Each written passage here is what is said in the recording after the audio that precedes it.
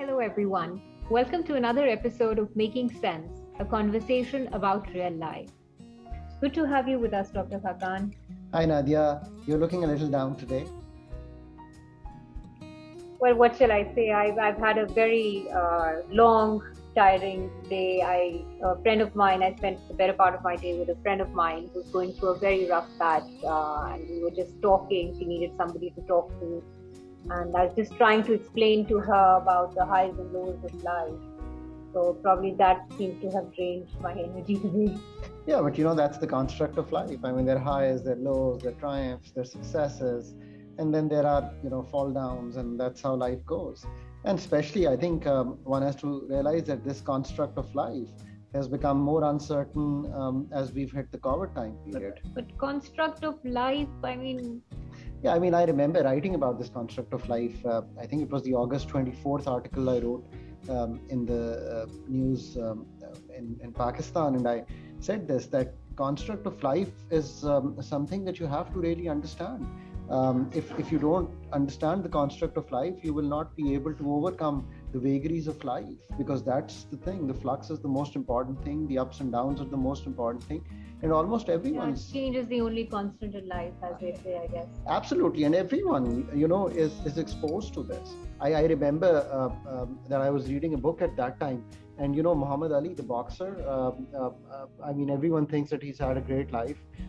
He was 3 times his license was cancelled for boxing at a time when he was almost at his peak, because he didn't get into the army. He fought a legal battle, won that legal battle, came back to become one of the greatest boxers of all time. So what you're saying is he was very persistent in, pursuing what he really felt he needed to do. Absolutely. Or believed in, yeah. Absolutely. So Nadia, I mean, it's not what life hits you with. It's like your response to that hit that you get from life. No, but it's not like you have much of a choice in terms of, a response, considering the constrained environment that we operate in. How much of, of choice do we exercise in real life? I mean, the choice is what response we get. What happens to us maybe has little choice. But, if you were to lose a battle, you should go back and fight another one. It's what you have perceived you can do is what will determine what goes on. But how do you get over these lows? Everybody goes through, highs and lows in life. How do you really, where do you get that strength from to really overcome? I mean, one is, of course, the belief that that's how the universe is constructed. It's not in your hand, right? I mean, but what is in your hand is how you react to it. And the more you understand that fact, which brings you back.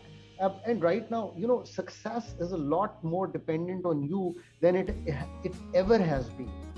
Let's go through this, right? So, Nadia, the economy, many hundred years ago was an agrarian setup and became industrialized. Moved on to services. Absolutely. Yeah. And from services came this great knowledge economy that we talked about, right? I mean, that analytical capability we all had. Yeah. But more recently, the disruptive economy that has taken over the world, what it's saying is that AI would do that for you.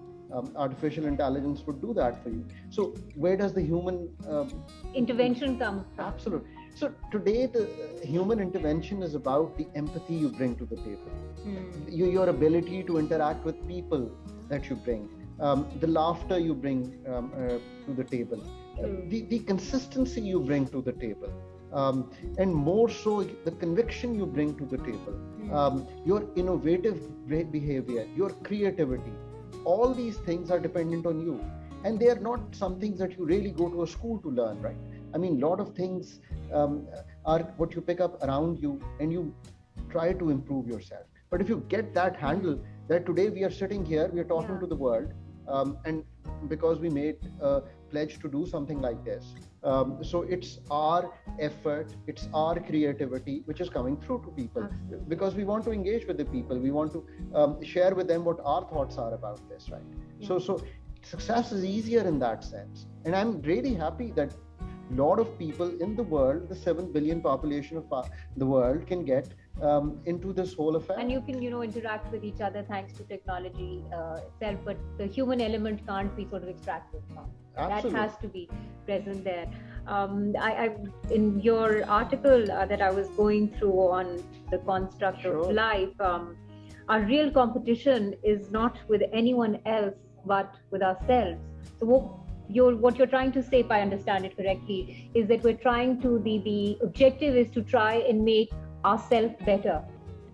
Absolutely. Not compete with people around us, but be a better version of ourselves. Yeah.